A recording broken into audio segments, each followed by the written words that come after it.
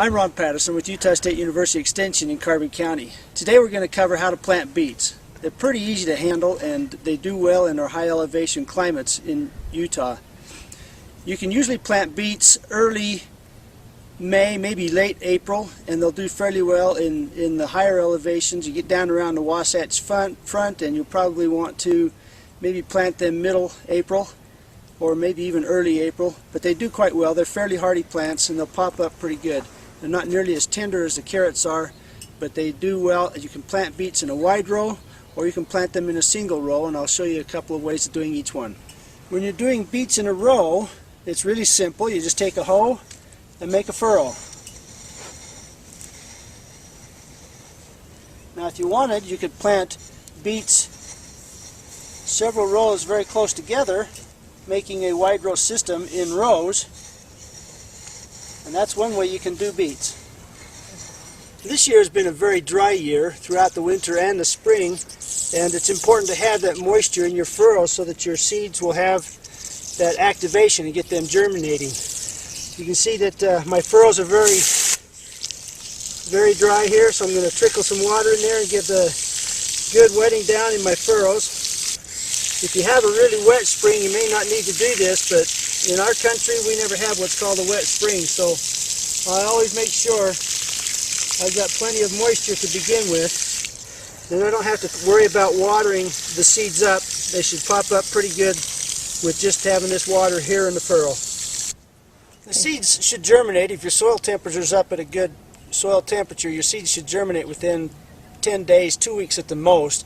So hopefully you won't have to water them again before they pop up out. If you do, you want to be kind of careful you don't wash things away, but beets are pretty tough. They can pop through a little bit of a crust like we get formed here in our clayey type soils. We can still have those beets pop up through. But if you can avoid having to water after you've planted until the seedlings have popped up, then you're going to be better off. Now beets are also a very good root and a leaf crop. The leaves are a delicious treat as well as the roots. You can bottle the roots, you can eat them fresh, you can eat them pickled, and the leaves are also very good and very nutritious. The seeds are kind of a conglomerate of seeds actually. That's more than one seed, so even though you think you've spread them out, they will kind of come up in a cluster. So we'll kind of plant these fairly loose, thin across here, not real heavy, and just kind of plant them in there.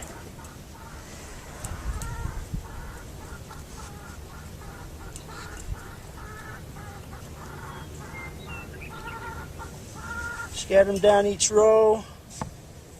Got one more row to do. Finish off this package. Alright, so we've got our seed in the furrow, and just cover them over. About 1/4 of an inch is all you need. Maybe a little bit more. They're a little bit hardier than the carrots are. About 1/4 of an inch on top of your seed. And then you want to kind of pat the ground down, get a good contact between the soil and the seed. And hopefully we won't have to water this again until we've got some seedlings popping up. So there we've got to plant them in furrows, and I'll show you how we can do it in a wider bed.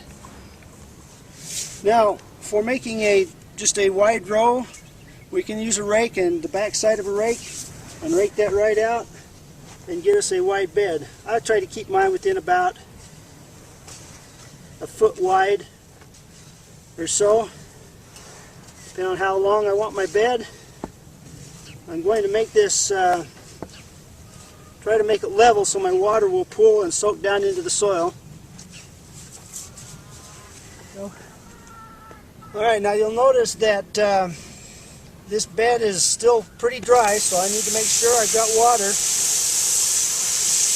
And it tried to make it fairly level so the water will evenly soak in through the whole area.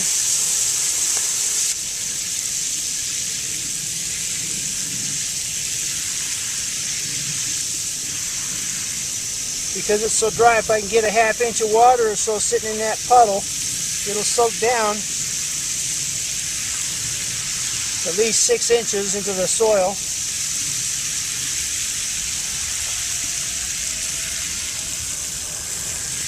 So now we'll let that water soak down and we'll plant some more beet seeds. Okay, the water's soaked down in here pretty good. So all we need to do is grab a few beet seeds and scatter them out over the area. It doesn't take a lot. One package of beet seeds will last a normal family several years. So kind of scatter those out. If you think your seeds are a little bit old or something, you might put a little bit extra in there. You can always thin them out if you plant too heavy, and then we'll cover them up. Okay, so now I've got it scattered out. Cover it up again about 1/4 inch over the seed. Pat it down so you got good seed soil contact. Get that seed in contact with that moist soil. And that's really all it takes. So now you're ready to go have some fun in your garden.